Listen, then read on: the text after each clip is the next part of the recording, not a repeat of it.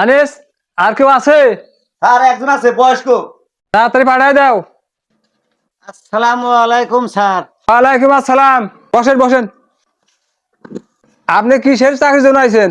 Sir, আমি আপনার company একটা এসআর এর চাকরির জন্য আসছি। মনে করেন আমি আপনাকে এসআর চাকরিটা দিলাম, তাহলে আপনি মালগুলো কিভাবে ছেড়ে দিবেন? এই মালের চিন্তা করতেছেন? ওরকম 10-15 গাড়ি মাল আমি খালি বাহি দিয়ে যাবো, অজালে বাহি দিয়ে যাবো। মাল আবার ফুরাতে কতক্ষণ লাগবো স্যার সাপ্লাই দিতে? হ্যাঁ, আমাদের কোম্পানির মাল বাকি দেওয়া যাবে না, যা হয় নগদে হবে। স্যার, আপনি যে ওই কথা কইতেছেন, বাহি না দিলে আপনার মাল তো সাপ্লাই হবে না, তা আপনি ব্যবসা করবেন কি দিয়া?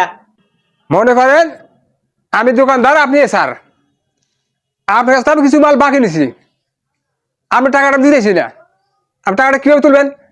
কিভাবে টাকা তুলবো? এই আপনি দেখাইতেছি।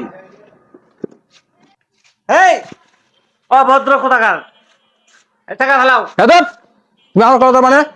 হ্যাঁ, আরে এটা দেখাইলাম যে এইভাবে টাকাটা আমি তুলমু। আনিস, আপনি বলেন স্যার। এই কোন ভদ্র নিয়ে এসেছে? তুমি সারে কলা তো সবকে আরে এটা আমি স্যারের দেখাইলাম, স্যার তো বললাম তুমি কিভাবে টাকা তুলবা। তাই না, তুমি সারে কলা ধরবে? দেখাইলাম, এটা বুঝাইলাম স্যারে। তুমি সারে কি বুঝাইবে? আনিস, তাকে বের করে দাও। জি স্যার, আমি তখনই বলছিলাম যে বুড়া করে কুরবানি চলে না, আপনি বুড়া মাসে নিয়ে আসতে বললেন। এ স্যারের তো আগে বাসা যাইবার নাই দেই, আমাক প্রশিক্ষণ দিয়ে দিল যে মাল বাকি দিলা, কিভাবে টাকাটা উঠাইবা সেটা বলো দেখি। তখন আমি আপনার ওই জন্য ষাটের গলার ধইরা দেখা দিলাম যে এই আমার টাকা ফেলা।